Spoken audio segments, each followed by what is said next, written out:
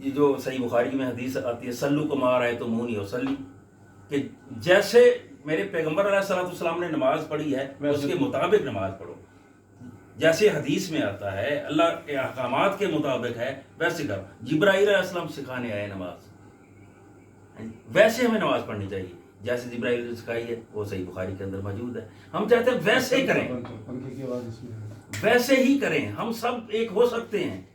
Formula وہ لگائیں جو بریلوی دیوبندی کا نہ ہو، فارمولا وہ قرآن کا، کیونکہ قرآن ہدایت ہے ہمارے لیے، لا ریب فی کتاب ہے ہمارے لیے۔ ہم قرآن پہ دیکھیں کہ اللہ کا قرآن کیا کہتا ہے، پیغمبر علیہ السلام تو صلاۃ السلام کا فرمان کیا کہتا ہے، اس کے مطابق ہم کوشش کریں، نہ کہ میں دیوبندیوں سے، وہابیوں سے، بریلویوں سے، ان کے علماء کو دیکھوں۔ اگر ان کے علماء کو ہم دیکھتے رہے تو فیصلہ نہیں ہو سکتا، ہم قرآن کو دیکھیں۔ نہیں، کسی نہ کسی عالم سے نہیں، آپ رہنمائی تو لینی پڑے گی۔ رہنمائی لیں گے، کس سے لیں گے؟ قرآن سے، اللہ کی وحی سے لیں قرآن گے، کی روشنی دیکھیں، قرآن کی روشنی میں لیں گے۔ آپ اور میں قرآن کو نہیں سمجھ سکتے، ہمیں سمجھنے کے لیے کسی رہنما کی ضرورت ہے۔ ہم نے رہنمائی لینی ہے، وہ رہنمائی میں اہل حدیث سے لوں، دیوبندی سے لوں، بریلوی سے لوں، کس سے لوں؟ سب سے لیں، سب سے لیں۔ ہمارے ادارے یہاں موجود ہے، یونیورسٹی کے اندر عربی ڈپارٹمنٹ موجود ہے، اسلامیات کا ڈپارٹمنٹ موجود ہے۔ ہم جو تعصب سے پاک ہیں، جو ہم کو ملائیں گے، اس کا فیصلہ کون کرے گا کہ یہ تعصب سے پاک ہے، یہ اسٹرکٹ ہے؟ اس کا فیصلہ کون کرے گا؟ عربی جاننے والے جو میری من لگتی بات کرے، میں اسے کہوں گا یار یہ اچھا بات ہے۔ نہیں، میری من کی بات کرے ہی نہ، قرآن کی بات کرے، حدیث کی بات کرے۔ قرآن کے دو معنی نہیں ہو بات سکتے۔ یہ ہے اکرم صاحب، ہم نے اپنے اندر ایک آئیڈیالوجی ایک قائم کی ہوئی ہے، اس کو بریک نہیں کرنا چاہتے، نہ اس کو بریک ہونے دیتے ہیں، وہ چاہے آپ اپنی ذاتی حیثیت میں ہوں، چاہے میں اپنے ذاتی حیثیت میں ہوں۔ ہم نے برسوں سے ہماری ایک پرورش ہوئی ہے، ٹھیک ہے، علماء کرام، والدین، ماحول، دوست، ان سب نے ہماری ایک مینٹلٹی کریٹ کر دی ہے۔ اس آئیڈیالوجی کو جو ہمارے اندر بنی ہوئی ہے نا، اس کو ہم بریک نہیں ہونا دیتے۔ ہم یہ چاہتے ہیں کہ یہ عالم وہ بات کرے جو میں صحیح سمجھ رہا ہوں، جس کو میں صحیح سمجھ رہا ہوں وہ بات کرے۔ اب وہ عالم، اگر آپ دیوبندی کے پاس چلے گئے ہو تو وہ میرے مطابق وہ کچھ بہتر لگ رہا ہوگا، میں کہوں گا دیکھو جی یہ ٹھیک ہے۔ آپ اہل حدیث کے پاس چلے گئے، آپ کے مطابق وہ بات صحیح کر رہا ہے۔ یہ بریلوی کے پاس چلے گئے، ان کے مطابق وہ بات صحیح کر رہا ہے۔ بات یہ ہے کہ جتنے بھی علماء کرام ہیں، آپ اس میں سے ایک نیوٹرل، میں تو اگر اللہ مجھے معاف کرے، علماء کرام سے معذرت کے ساتھ ہر عالم کسی نہ کسی مدرسے سے پڑھ کے آتا ہے۔ جب وہ کسی نہ کسی مدرسے سے پڑھ کے آتا ہے نا، تو وہ مدرسے کی چھاپ، مدرسے کی تعلیم، مدرسے کی آئیڈیالوجی لے کر نکلتا ہے وہاں سے، وہ اس کی اشاعت و تبلیغ کرتا ہے۔ میں یہ نہیں کہتا کہ وہ غلط کرتا ہے، وہ ہر عالم کے پاس اپنی ایک آئیڈیالوجی ہے، ٹھیک ہے۔ آپ کہتے ہو کہ جو کیا ابھی آپ نے لفظ یوز کیا کہ جو بالکل نیوٹرل ہوں، تو نیوٹرل تو بھائی ایک عام مسلمان تو ہو سکتا ہے، عالم نیوٹرل نہیں ہوگا کوئی بھی۔ عالم کی، کیونکہ اس کی تو تربیت ہو چکی ہے۔ اچھا، جب عالم تربیت یافتہ ہے کسی نہ کسی اسکول آف تھاٹ کے، اب وہ تو ظاہر ہے اس کی نمائندگی کریں گے۔ اچھا، کسی اسکول آف تھاٹ کے اگر کہیں نرمی ہے تو وہ عام مسلمان میں جو آپ کی، میری، ان کی بات قبول کرنے کے لیے تیار کھڑا ہے، لیکن اس کی بھی ایک آئیڈیالوجی اس نے بنائی ہوئی ہے جو بائی برتھ اس کو ملی ہوئی ہے، ٹھیک ہے، اس پہ بھی محنت کرنی پڑتی ہے۔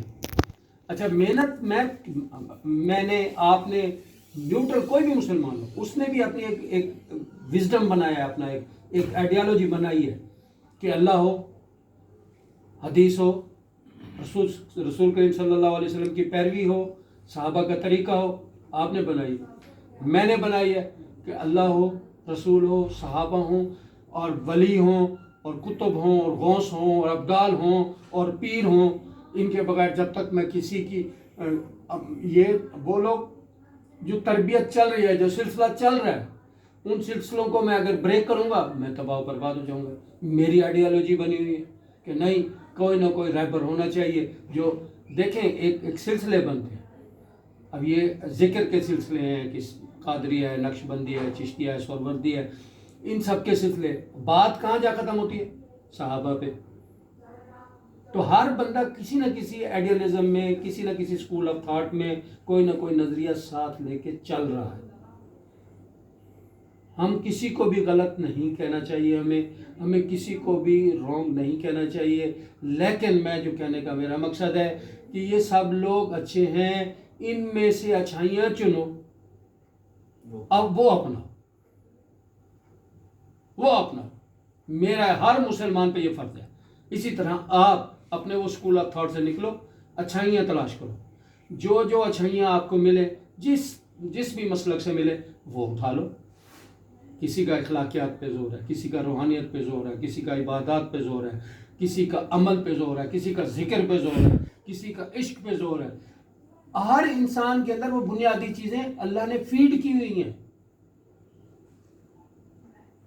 اللہ نے ہمیں بنایا ہے نا. اللہ نے جس طرح جسم کے تقاضے پورے کرنے کے لیے ہمیں دنیا میں زراعت کے ذریعے، پھل اور باغات کے ذریعے ہمیں ہماری جسمانی ریکوائرمنٹ کو پورا کرنے کے لیے اللہ نے ذرائع دیے ہیں کہ یہ کھا لے، آج دودھ پی لے، آج فروٹ کھا لے، آج گندم کھا لے، چاول کھا لے، تیرے لیے یہ اچھا ہے، تیرے لیے یہ اچھا ہے. پھر اسی طرح اگر تو بیماریاں لگ جاتی ہیں تو پھر جڑی بوٹیاں دی ہیں کہ یہ کھا لے، یہ کھا لے، یہ کھا لے. اور اسی طرح سے قرآنی اعمال دیے ہیں کہ یہ پڑھ لے، یہ پڑھ لے، یہ پڑھ لے. اسی طرح سے اللہ نے کہا ہے کہ میرے آگے جھک. یہ ساری چیزیں فطری ہیں، یہ ہر انسان میں، چاہے وہ چاہے وہ کوئی مذہب رکھتا ہے یا نہیں رکھتا، لیکن اس کے تقاضے اللہ پورے کر رہا ہے. جو اللہ سے بھی انکار کرتا ہے، نعوذ باللہ، کوئی کسی مذہب کو بھی نہیں مانتا، اللہ کی ذات سے بھی انکار کرتا ہے، لیکن اللہ اس کو بھی اس کی جسمانی تقاضے پورے کرنے کے جو لوازمات ہیں وہ اللہ پاک دے رہے ہیں اس کو. اسی طرح سے ہمارے روحانی تقاضے ہیں کہ اس کو پورا کرنے کے لیے بھی ہمیں، جیسے ان چیزوں کو ہم چنتے ہیں کہ کسی کو یار مجھے جاپانی پھل بڑا اچھا لگتا ہے، آپ کو خربوزہ اچھا لگتا ہے، اس کو تربوز اچھا لگتا ہے فلاں. اب اس پہ ہم یہ کہہ دیں کہ یار یہ تربوز کھا رہا ہے تو جاپانی پھل نہیں کھایا تو اس کی یہ تو زندگی کے مزے سے گیا.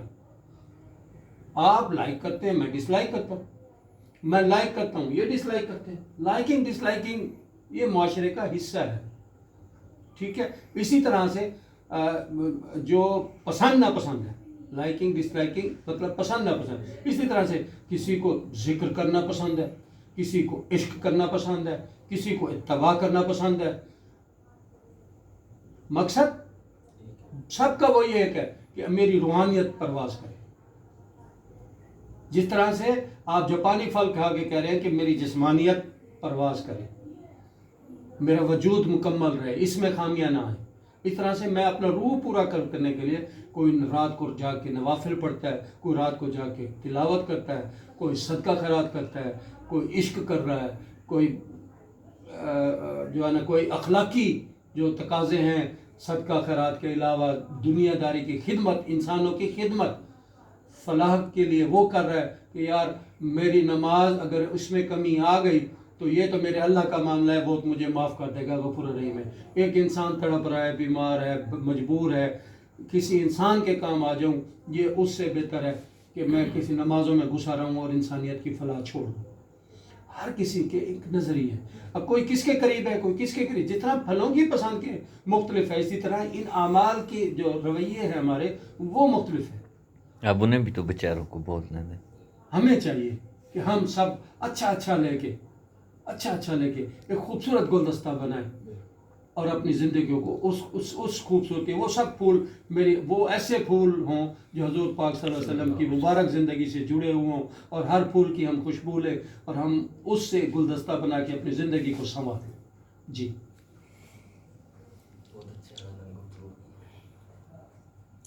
سر، آپ نے جو باتیں کی ہیں نا کہ وہ تو مجھے تو یہ بات سمجھ میں آ رہی کہ جیسے آپ سب کو کہہ رہے ہیں کہ جتنے بھی لوگ ہیں ان کے دلائل وہ حق پہ ہیں، وہ ٹھیک ہیں،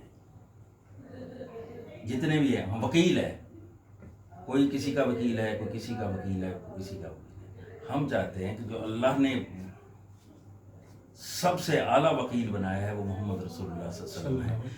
ہم اس کے حساب سے چلنا چاہتے ہیں. ہم وکالت اپنی مرضی سے نہیں چاہتے، کیونکہ جو دین ہے وہ اپنی مرضی کا نام نہیں ہے، وہ میرے مولوی کی یا میرے وکیل کی مرضی کا نام نہیں ہے. وہ اللہ کے احکامات ہیں جو اللہ نے قرآن میں بتائے ہیں. جی ہم چاہتے ہیں کہ ہم کسی کی وکالت نہ کریں. ہمارے جتنے مسلک ہیں، کیوں ہم سب مسلمان ہیں، ہمارا مذہب اسلام ہے. ہم یہ نہ کہیں کہ بریلوی ہوں میں دیوبندی ہوں، میں وہابی ہوں، میں فلاں ہوں. ہم مسلمان ہیں. ہمارا یہاں بیٹھنے کا یہی مقصد ہے کہ ہم میں جو نفرتیں پھیل چکی ہیں ان کو کم کیا جائے، ہم ایک دوسرے کے قریب آ جائیں. قریب کیسے آئیں گے؟ وہ دو چیزیں جو آقا علیہ الصلوۃ والسلام چھوڑ کے گئے ہیں، کتاب اللہ، سنت رسول اللہ. ہم دونوں جو یہ 4 لوگ ہیں اس پہ عمل کریں، کوشش کریں. باقی دیوبندیوں کی اگر بات قرآن و سنت کتابیں ہے ماننی چاہیے، بریلویوں کو کتاب و سنت کی ہے ماننی چاہیے. کسی کی بات ہے، میں کہتا ہوں غیر مسلم میں کہتا ہے کہ آپ کے پیارے پیغمبر نے یہ حکم دیا ہے، ہمیں تسلیم کرنا چاہیے. ہمیں فرقوں میں نہیں بانٹنا چاہیے کہ ہم کہیں کہ وہ بھی ٹھیک ہے، وہ بھی ٹھیک ہے، وہ پھر تو چارے ٹھیک ہیں. ہاں جی، چاروں کو ایک جگہ پہ آنا چاہیے، ایک پرچم کے نیچے، ایک جھنڈے کے نیچے آنا چاہیے. جیسے قیامت کے دن حضور صلی اللہ علیہ وسلم کے جھنڈے کے نیچے سارے ہوں گے. ہم چاہتے ہیں کہ ہم جتنے بھی ہمارے اختلافات ہیں، ہم سارے اختلافات بھول کر، چھوڑ کر حضور صلی اللہ علیہ وسلم کے طریقے پہ آ جائیں. آپ بھی یہی کہہ رہے ہیں، میں بھی یہی کہہ رہا ہوں، لیکن ہم اپنی گدی نشینوں پہ تو قائم ہے نا، اس کو تو ہمیں چھوڑنا پڑے گا. ہم نہیں قائم، ہم نہیں قائم. وہ بنی ہوئی ہیں. ہم جہاں سے رہبری لے رہے ہیں نا، ہم جہاں سے رہبری لے رہے ہیں نا، وہاں ایک گدی نشین بیٹھے ہوئے ہیں. تو یہ گدی نشینوں ہی نے تو سارا سسٹم تو چلایا سب ہوا سے ہے. پہلے گدی نشینوں کو جو ہے نا ان کا سسٹم آپ مجھے مروائیں گے؟ نہیں میں مروانا نہیں چاہتا آپ کو. کیا اللہ تعالیٰ آپ کو زندگی دے. ہم چاہتے ہیں کہ ہم سب سے پہلے جو آپ نے مختلف مکتب فکر کے مدارس بنائے ہوئے ہیں نا، جہاں سے ایک فورس، ایک سوچ، ایک وزڈم نکل کے باہر آتا ہے اور آ کے وہ آپ کے محلے کی مسجد کو سنبھال لیتا ہے اور پھر آپ کو اپنے خیالات امپوز کرتا ہے آپ پہ. اس سسٹم کو بدلنا ہوگا. آپ کو مولوی کی ذمہ داری کو ختم کرنا ہوگا. آپ کو آپ سب سے پہلے اپنی اس ذمہ داری پہ آؤ کہ میں مسلمان ہوں، میرا یہ کام ہے کہ میں نماز پڑھوں بھی صحیح، پڑھاؤں بھی صحیح. آپ اور میں جب تک یہ کہیں گے کہ یار ہمارا کوئی مولوی ہونا چاہیے، وہ آ کے ہمیں پڑھائے، وہ آ کے ہمیں بتائے، تو پھر ہم آگے چلیں، تو تب تک ہم تفرقوں میں بٹے رہیں گے. جب تک ہم حضور پاک صلی اللہ علیہ وسلم کی سیرت مبارک کو اپناتے ہوئے اپنے آپ میں، اپنے بچوں میں، اپنے بڑوں میں، اپنے خواتین میں یہ اہلیت پیدا نہیں کرتے کہ وہ خود نماز پڑھائے. اس کو نماز، ہم حکم ہے کہ نماز جنازہ اپنے باپ کا، اپنے بچے کا، اپنے ماں باپ کا، اپنے بہن بھائیوں کا خود پڑھاؤ. ہم انتظار کر رہے ہوتے ہیں مولوی آئے تو جنازہ پڑھائے. اس طریقہ کار کو توڑنا ہوگا، ختم کرنا ہوگا.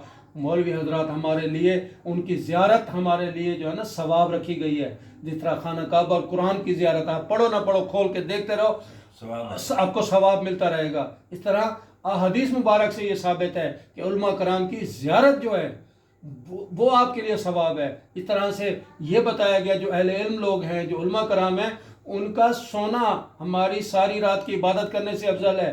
یہ بہت افضل لوگ ہیں، لیکن ہم نے ان کی ذمہ داریاں ان پہ ایسی ڈال دی ہیں جس کی وجہ سے میرے محلے کی مسجد ہے، اب مسجد میں ایک محلے میں 4 مسجدیں ہیں تو 4 مکتب فکر والوں نے سنبھالی ہوئی ہیں.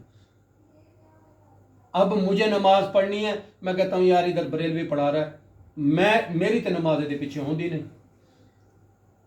میں 3 گلیاں چھوڑ کے جاؤں گا، میں اپنے مسلک کے پیچھے نماز پڑھوں گا.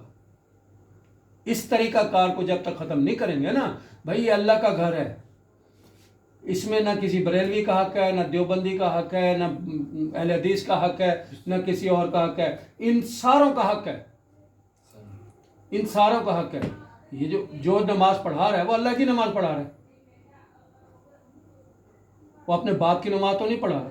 اس کے پیچھے پڑھو، نماز پڑھنی چاہیے، ٹھیک ہے، اور اپنے اندر یہ اہلیت رکھو. اب ہماری مسجد ہے نا، ہمارے مسجد میں 150 200 300 بندے اگر نماز پڑھ رہے ہیں تو اس میں سے کتنے لوگ ہیں جو نماز پڑھانے کی اہلیت رکھتے ہیں، جو نماز کے مسائل سے واقف ہیں کہ کب میری نماز ٹوٹ جاتی ہے، مفسدات نماز کیا ہیں، واجب کیا ہیں، فرائض کیا ہیں، اگر نماز کے دوران ایسا ہو جائے تو میرے لیے کیا حکم ہے، نماز کی مطلب کس حالت میں میں ہوں، مجھے ذہنی میری کیا حالت ہونی چاہیے، مجھے نماز پڑھانے کے لیے میرے پاس کون کون سے علوم ہونے چاہیے، کیا میں وہ سیکھتا ہوں؟ میں نیٹ تو سیکھتا ہوں، میں موٹر سائیکل سیکھتا ہوں، کار سیکھتا ہوں، اے سی سیکھتا ہوں، ٹھیک ہے، میں سلائی کڑھائی گھڑیوں کا کام جوتی گانٹنا سیکھتا ہوں، لیکن میں نہیں سیکھتا تو دین نہیں سیکھتا۔ جب تک من حیث القوم ہم لوگ دین سے دور رہیں گے، ہمارے اوپر اس طرح کی جو یہ ایک جو رسمیں ہیں یا جو یہ جو ایک اسکول آف تھاٹ ہے مختلف قسم کے، وہ ہمارے پر رہیں گے۔ آپ کا میرا سب سے پہلا فرض یہ ہے کہ میں خود بھی دین سیکھوں اور اپنی اولاد کو بھی دین سکھاؤں، اور جو نہ جاننے والا ہے اس تک جا کر اپنا دین پہنچاؤں۔ دین کیا ہے؟ اللہ کے احکامات کو رسول کریم صلی اللہ علیہ وسلم کے طریقوں پہ پورا کرنا، یہ میرا دین ہے۔ جب آپ کا میرا ہم سب کا یہ دین ہوگا کہ اللہ کے احکامات کو پورا کرنا ہے، میں نے یہ میرے اوپر فرض کیا گیا ہے، جو میرے اللہ نے احکامات دے دیے ہیں پورا کرنا ہے، کیسے کروں؟ رسول کریم صلی اللہ علیہ وسلم کے طریقے پہ کروں۔ اس کی توجہ آپ اور میں ہم سب ایک ایک گھر کو ڈور بجا کے بیل بجا کے ایک ایک بچے کو سکھائیں، بتائیں۔ کیوں؟ ہم دیکھیں، اگر ہم اپنے گھر میں نے اپنے بچے کو 4 دعائیں بھی سکھا دی ہیں، دوسرے بچے کو میں نے پوری دعائیں سکھا دی ہیں، بیوی کو سکھا دیا، بیٹی کو سکھا دیا، خود سیکھ گیا ہوں، 5 وقت نمازی ہیں، رات کو سجدے بھی کر رہے ہیں اور دن کو نوافل بھی پڑھ رہے ہیں اور صدقہ خیرات بھی کر رہے ہیں، لیکن اپنے گھر تک محدود ہوں۔ میں گناہگار ہوں گا، میں پکڑا جاؤں گا، اللہ کہے گا کہ تجھے میں نے جو علم دیا تھا کیا تو نے دوسروں تک پہنچایا؟ یہ آخرت میں سوال ہوگا ہم سے، کیا جو طریقے حضور پاک صلی اللہ علیہ وسلم کی زندگی کی سیرت مبارک کے تو نے اپنائے، کیا دوسروں کو بتائے؟ یہ ہم سب سے پہلا کام ہے کہ اللہ کے احکامات کو حضور، یہ میرا دین ہے۔ میں نہیں مانتا کسی بریلوی کو، نہیں مانتا کسی دیوبندی کو، نہیں مانتا کسی اہل حدیث کو، وہابی کو، جو بھی کہنے، ٹھیک ہے؟ میرے حدیث کو مانتا ہوں، قرآن کو مانتا ہوں، ان کو تو مانتا ہوں، یہ میرا ایمان ہے۔ میں جو کہہ رہا ہوں کہ